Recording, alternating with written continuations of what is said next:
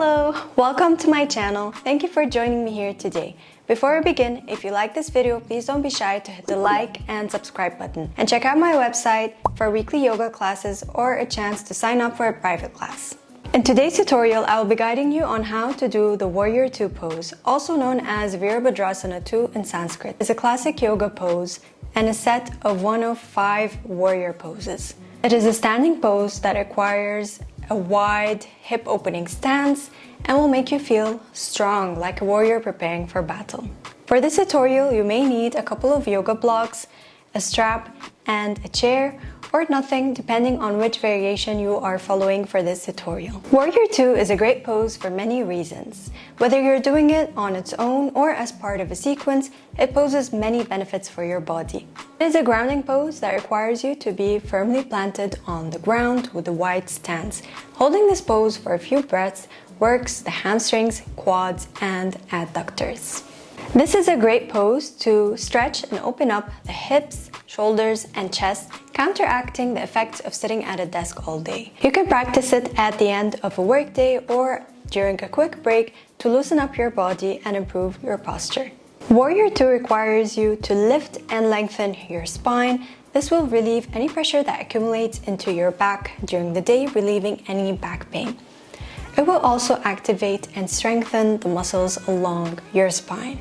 Holding this pose requires balance. You're holding this pose from front to back with a really wide stance, but keeping it with arms stretched out wide is harder than it looks. So let's dive in and explore the key elements and alignment principles for mastering the Warrior 2 pose, where I'll be showing you the basics as well as a few modifications or variations to the pose.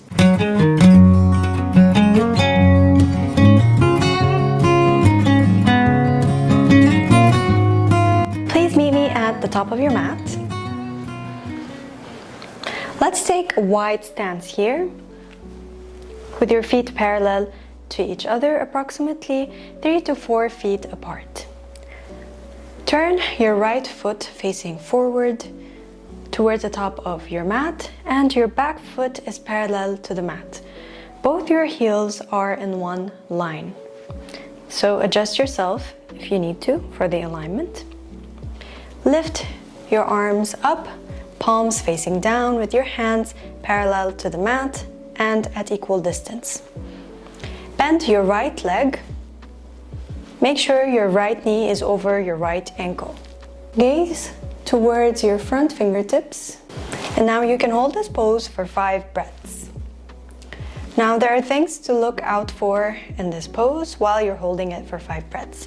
Make sure your knee doesn't roll inwards towards this side, and it's really just facing forward as much as possible towards your feet.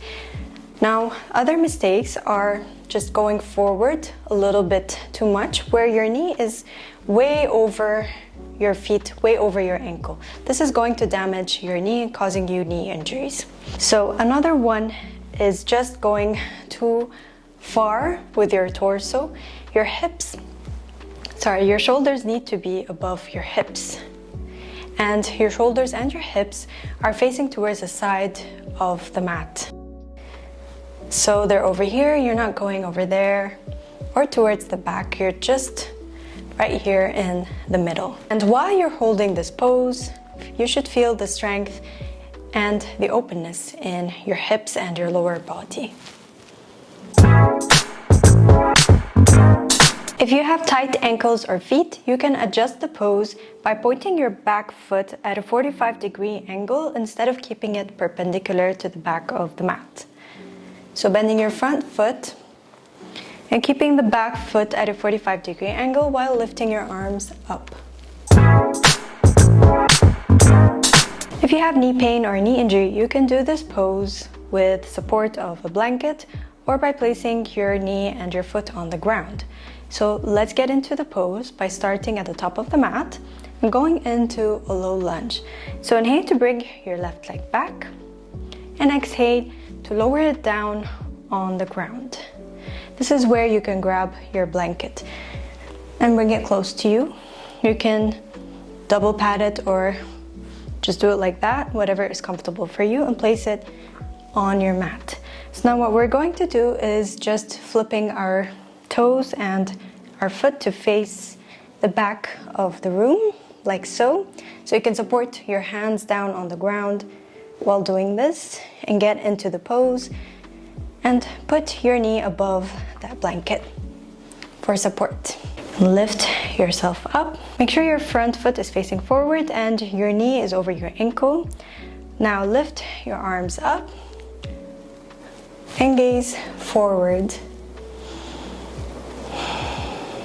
You can stay here for 5 breaths or as long as you like. You can even place your hands at your hips. Make sure your shoulders are aligned over your hips. If you have tight hips, you can grab a block to support you further in this pose.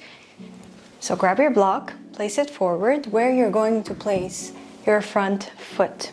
Face it forward like this, and then get your alignment ready.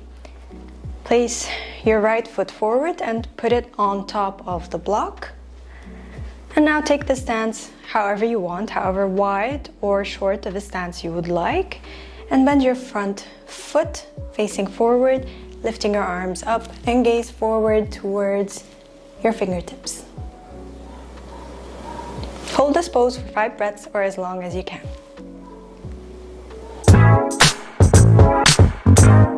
If you experience any back pain in this pose, just take a shorter stance, keeping it approximately hip-width apart between the 2 feet. So approximately this much. And then just get into the pose, and probably don't bend so deep into the front foot. Keep it a little bit shorter. If you suffer from shoulder pain or tension, then you can just keep your hands at your hips like so. So get into the pose and just keep your hands at your hips with your hips and shoulders facing towards the side of the room. You can also use a strap for this pose. So first, let's grab the strap, keep it with us, and get into the pose, starting with the foundation with your feet. Get your stance, bend into your front leg, back foot is parallel to the mat, back foot is really firmly rooted on the ground. And now grab your strap. I'm sorry, my strap is a bit short, but if you have a yoga strap, an adjustable one, that will be good for you. So grab your strap from both ends, front and back, and place it behind your back. Place it behind you and then adjust it. Obviously my strap is very short here, I'm sorry about that. But you get the point, and then you just hold it like so, just to keep your alignment proper, so you don't sink your shoulders forward or back. You keep your shoulder and your chest up. If you struggle with balance with this pose, this is where you can grab your chair for support. So place it forward in front of you on the mat or wherever you are practicing, and get into your stance. So take a wide stance with your legs and bend into your front leg, knee over ankle. And now if you want stability, just place your right hand on the chair and lift your back hand up parallel to the mat and gaze forward. So this is where you have the support. You won't be falling or collapsing. Just make sure that your shoulders and your chest is facing the side of the mat.